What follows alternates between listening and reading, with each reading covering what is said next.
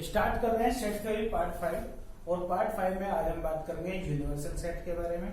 Universal set और set के लिए जो ऑपरेशन होते हैं उनके बारे में भी आज डिस्कस करेंगे, राइट। तो start with universal set. Universal set. अब यूनिवर्सल सेट का मतलब क्या होता है? यूनिवर्सल सेट को हिंदी में बोले तो हिंदी में बोलते हैं सार्वत्रिक समुच्चय। जो हिंदी में लिखना चाहता है उसके लिए बात कर रहे हैं। तो यूनिवर्सल सेट सार्वत्रिक समुच्चय के बारे में बात करेंगे। इसको वैसे हम कैपिटल यू से डिनोट करते हैं, बट अगर डेफिनेशन की बात करें तो डेफिनेशन कहती है कि भाई एक ऐसा सेट जिसमें बाकी सेट के सभी एलिमेंट प्रेजेंट हो, राइट। इसका मतलब डेफिनेशन अगर हम लिखें a set which contain all the elements of sets associate with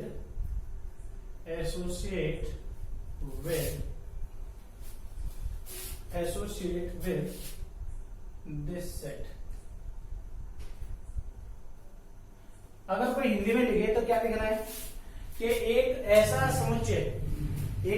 समुच्चय जिसमें बाकी सभी set all the elements of set, यानी जिसमें बाकी सभी सेट के,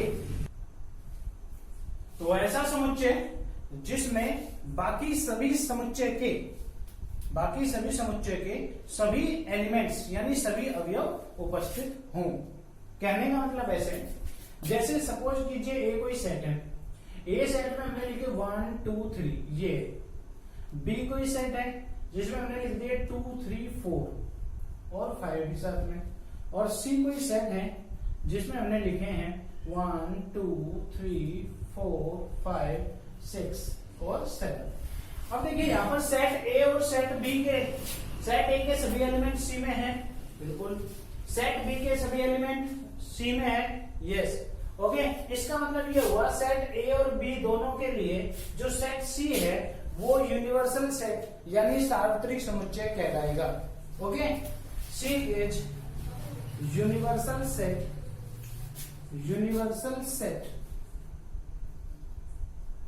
for set A and B. Set A और सेट बी दोनों के लिए जो सेट सी है वो आपका यूनिवर्सल सेट होगा, ठीक बात। अगर यहीं पर हम एक सेट और बढ़ा दें, जैसे सपोज कीजिए मैंने एक डी सेट लिखा और डी में लिखा है 1 2 3 और अप टू 100, ओके। अब इस बात का मतलब ये होगा जो डी सेट है वो सेट ए बी सी इन तीनों के लिए यूनिवर्सल सेट होगा। Set D is universal set for A B C, okay. General बात करें हम तो आपके स्कूल के जितने भी सेक्शन है उन सब के लिए जो आपका स्कूल है वो यूनिवर्सल सेट है, ओके। और एग्जांपल देखिए,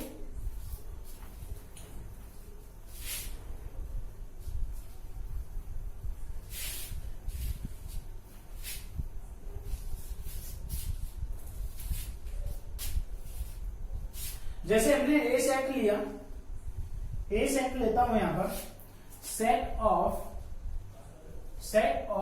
राइट एंगल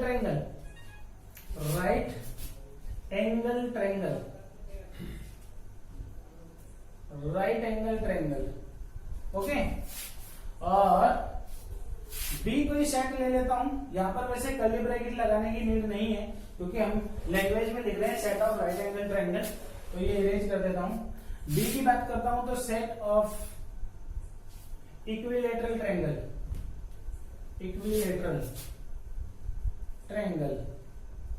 ओके।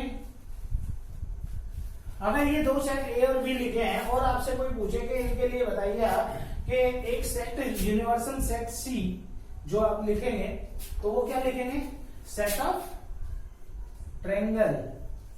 अब इस सेट ऑफ ट्रायंगल में देखिए आपके जो है राइट एंगल ट्रायंगल भी सारे आ जाएंगे और इक्विलैटरल ट्रायंगल भी सारे आ जाएंगे।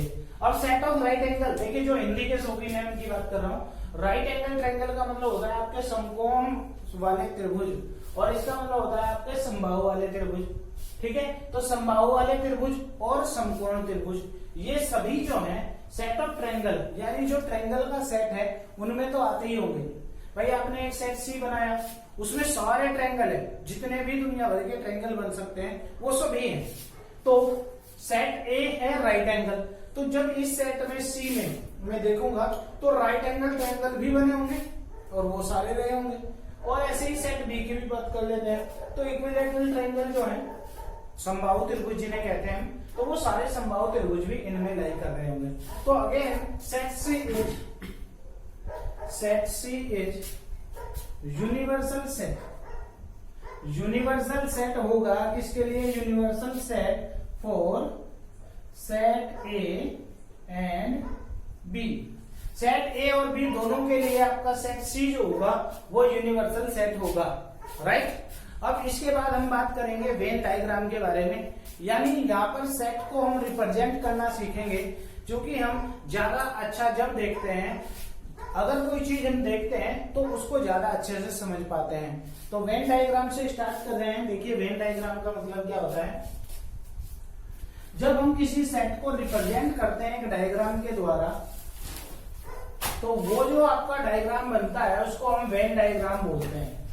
अब वेन डायग्राम क्यों बोला जा रहा है ये भी सुनिए, क्योंकि जो वेन डायग्राम का जो कॉन्सेप्ट है वो वेन के द्वारा, वेन पहले आयलर ने इसको डिस्कस किया था, आयलर के बाद इसको जो एक फॉर्मुलाइज करें या फिर ये कहें कि रिप्रेजेंट करने का जो तरीका है उसको ज्यादा पब्लिश किया था किसने, वेन ने। ओके, मैथमेटिशियन रहे हैं वेन, तो उनके नाम पे ही यहां पर रखा गया है Venn diagram. Okay, Venn diagram. अब वेन डायग्राम का मतलब समझिए क्या होता है। वेन डायग्राम का मतलब होता है कि भाई सेट को हम रिप्रेजेंट कर देते हैं। सेट को रिप्रेजेंट करते हैं किसके द्वारा, आपका एक तो राइट एंगल ट्रायंगल होता है। राइट एंगल ट्रायंगल तो यूनिवर्सल सेट को डिनोट करता है। ओके, और जो सर्कल होते हैं वो सेट को रिप्रेजेंट करते हैं। क्लियर हुई बात, ऐसे समझिए। वेन डायग्राम का मतलब क्या है कि भाई representation of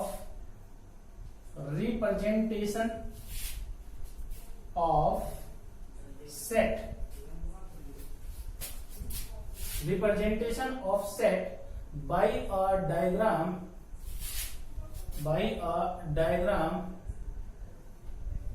is called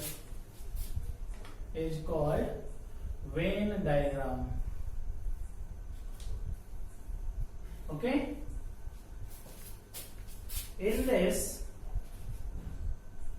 we represent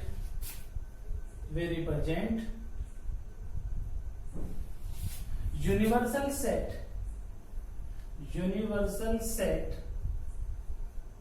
U, universal set को क्या बोलते हैं, U by a rectangle and other set represent by circle in rectangle. Okay, कहने का मतलब ये है कि अगर आप सेट को रिप्रेजेंट कर रहे हैं, डायग्राम बनाना चाहते हैं, तो डायग्राम के लिए आपको करना क्या होगा कि भाई जो आपका यूनिवर्सल सेट है उसको तो आप रेक्टेंगल के द्वारा दिखाएंगे। रेक्टेंगल लाइक दिस, स्क्वायर नहीं बोला है, रेक्टेंगल बोला है, ध्यान दीजिएगा।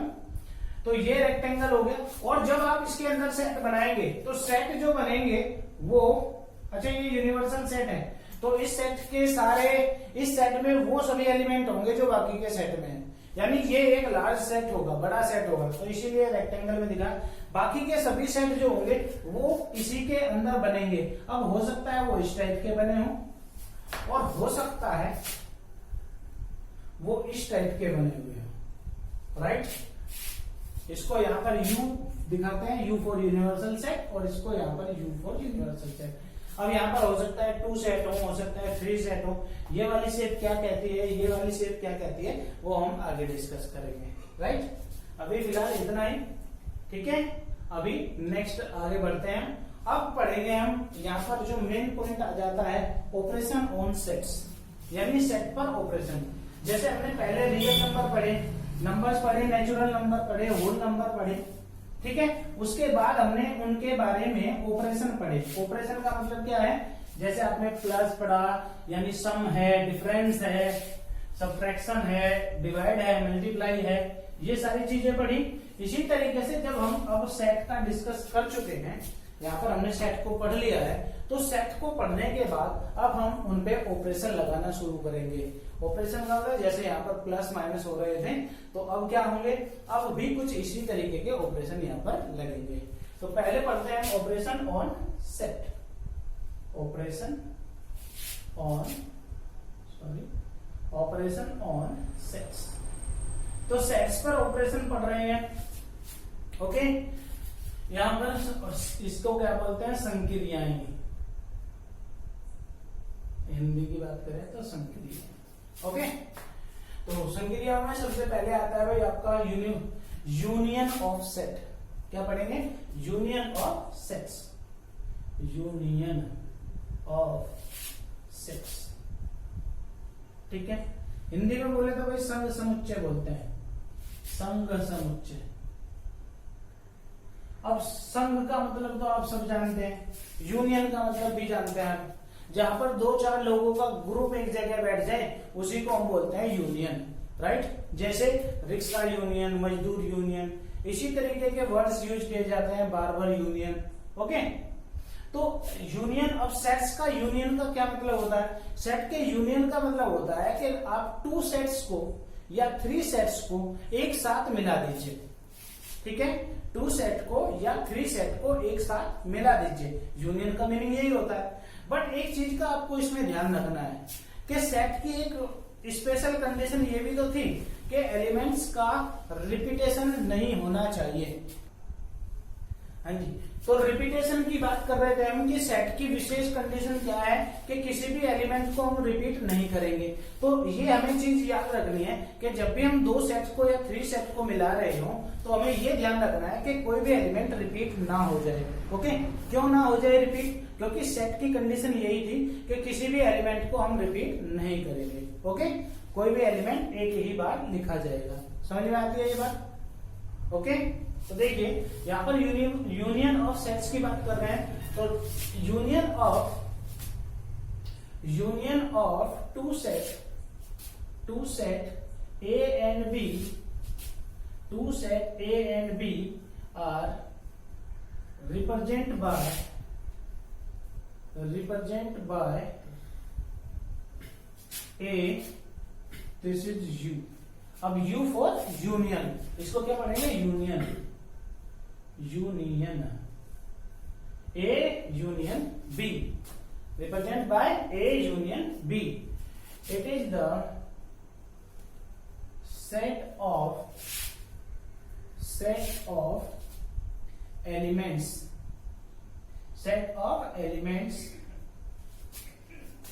lies in set A or set B or both, okay. A union B एक ऐसा सेट होगा जिसमें वे एलिमेंट होंगे जो सेट ए के होंगे या फिर सेट बी के होंगे या फिर दोनों के होंगे, सेट ए के या फिर सेट बी के या फिर दोनों के।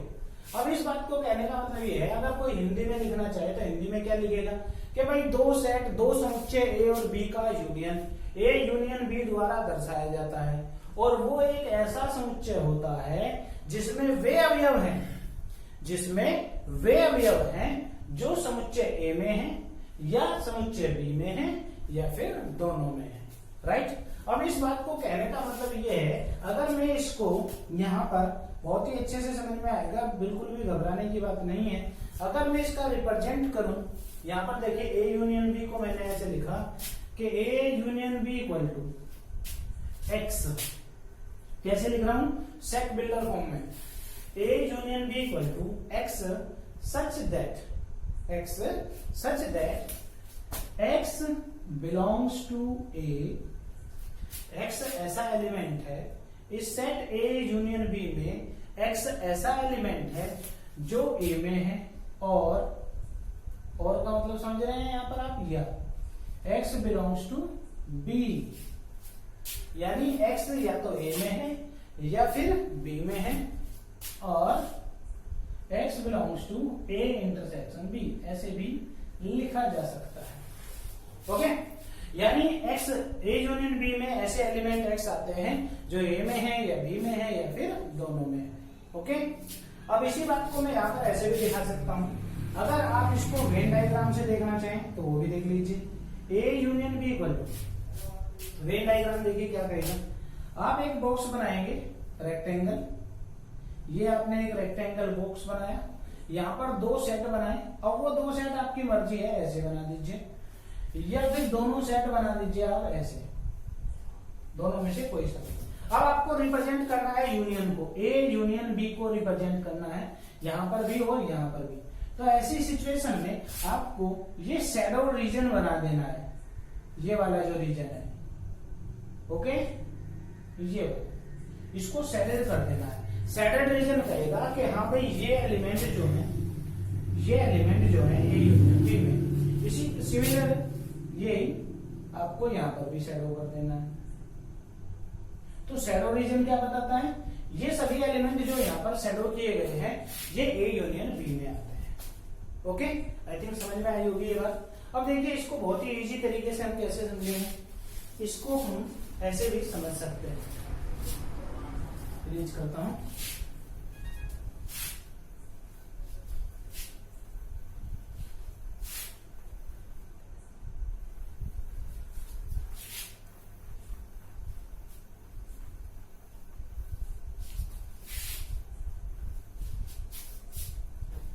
देखिए तो यूनियन में हमने क्या सीखा कि दो सेट को मिलाना है, आपको टू सेट को यहां पर ज्वाइन कर देना है, एक साथ मिला देना है। ओके, आइए ऐसे देखिए, अगर ए सेट कोई आपका 1 2 है, 1 2 3, चलो बी सेट ले लिया आपका मैंने 2 और 4, तो आप ए यूनियन बी के बारे में कुछ कहेंगे या नहीं?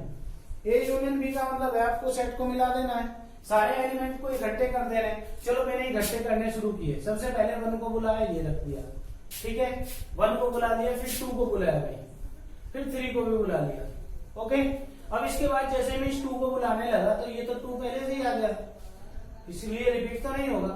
फिर मैं 4 को बुलाता हूं तो ये आपका ए यूनियन बी हो गया। क्लियर, इस सेट में 3 एलिमेंट है, इसमें 2 एलिमेंट है, और यूनियन में कितने एलिमेंट हुए, 1 2 3 4। ओके, यहाँ पर 4 एलिमेंट हो गए। ये एग्जाम्पल था, एक और देख लेते हैं, बहुत ही सिंपल एग्जाम्पल लिया है। ए इक्वल टू यहाँ पर मैंने सेट ले लिया है -1 2।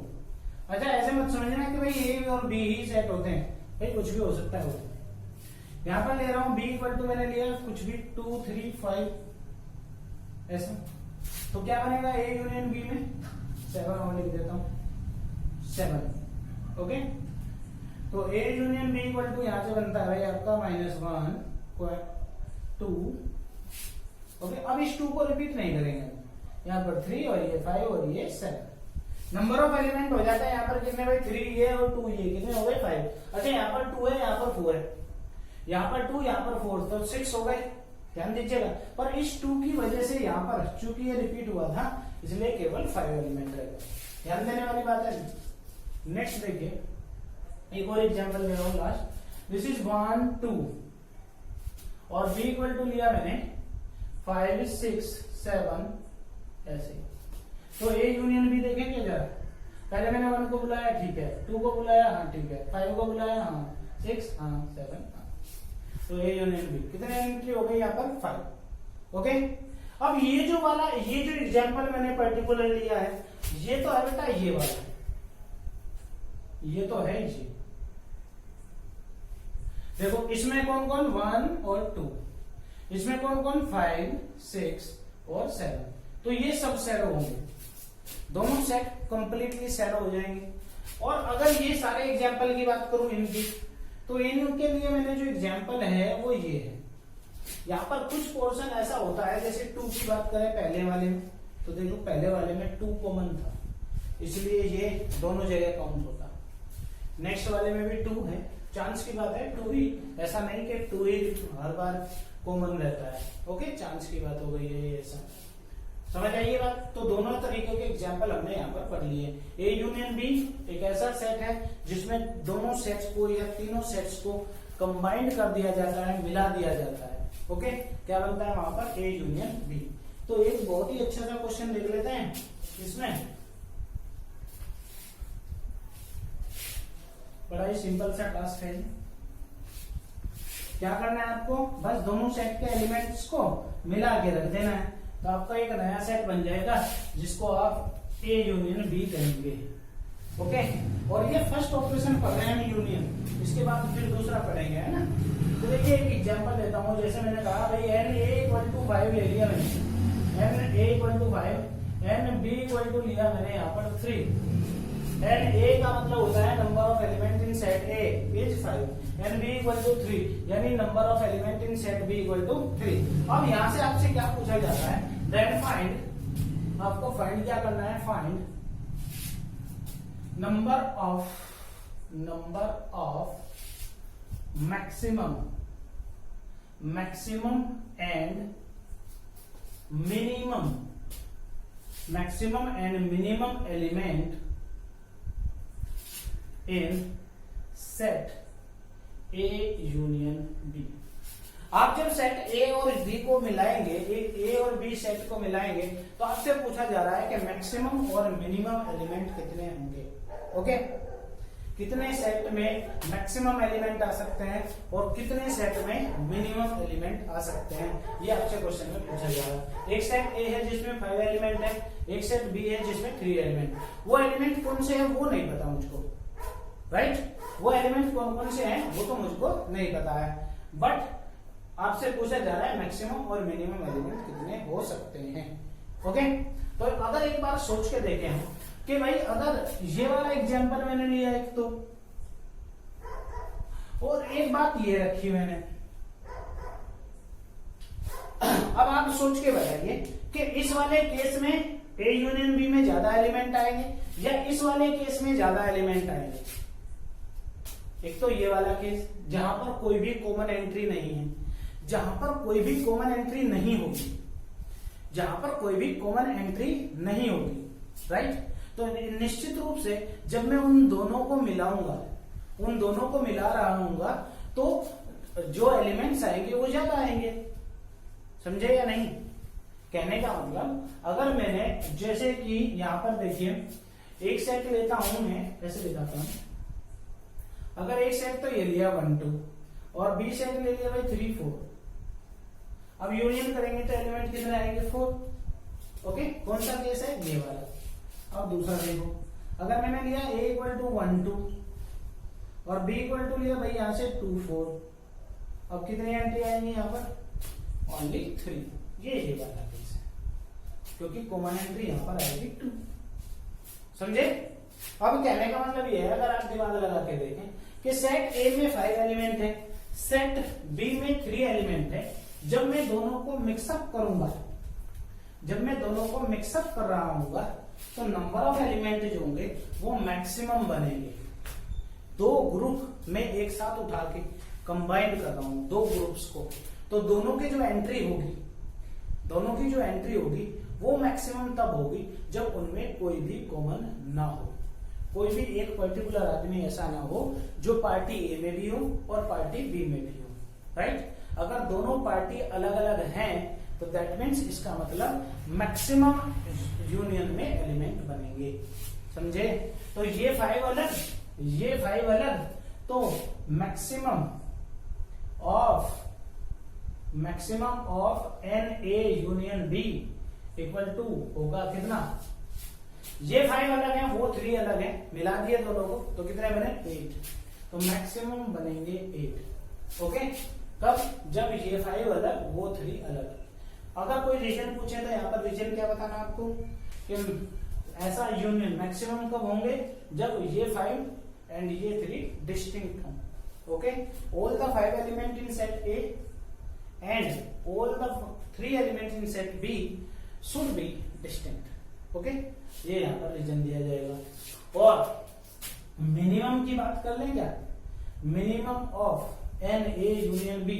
अब मिनिमम 2 सेट्स को मिला रहा हूं मैं, 2 सेट यानी 2 पार्टी मैंने इकट्ठी की। अब जब दोनों पार्टी इकट्ठी कर रहा हूं और मिनिमम एंट्री चाहता हूं। ओके, 5 लोग आए बैठे, 3 लोग आए बैठे। अब सोच के देखिए कि मिनिमम कितने यूनियन में होने चाहिए। मिनिमम में आपके 5 तो एटलीस्ट आएंगे। जब एक पार्टी 5 की आगे बैठेगी, एक पूरी पार्टी 5 लोगों की आगे बैठ गई। अब हो सकता है वो जो 3 एंट्री हैं, वो जो 3 बी में लिखे हुए हैं, वो इन्हीं 5 में से कोई हो, तो एटलीस्ट 5 का होना तो जरूरी है ही।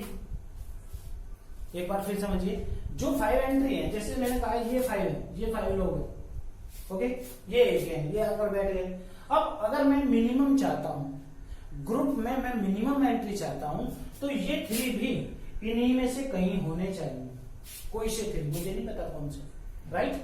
तो मिनिमम कब होंगे? जब ये 3 जो है इन्हीं 5 में से हो, ये 3 एलिमेंट इन्हीं 5 में से हों, तो तब क्या होगा? Minimum of N A union B आ जाएगा और वो आएगा 5। इस टाइप की सिचुएशन के लिए डायग्राम जो बनता है वो इस तरीके का बनता है। ये सेट आपका ए है जिसमें 5 एलिमेंट है, और ये सेट आपका बी है इसी के अंदर। ओके, ये 3 एलिमेंट इसी सेट ए में ही हैं। देखिए है कि नहीं? क्लियर? तो ऐसी सिचुएशन में आपका minimum of N A union B बनता है। आई थिंक समझ में आया होगा। इस टाइप की प्रॉब्लम आपसे पूछ ली जाती है, तो थोड़ा सा ध्यान से देखेंगे। अगर नहीं समझ में आता तो एक बार फिर वीडियो को देख सकते हैं। मिलते हैं फिर नेक्स्ट वीडियो में, तब तक take care, have a nice day.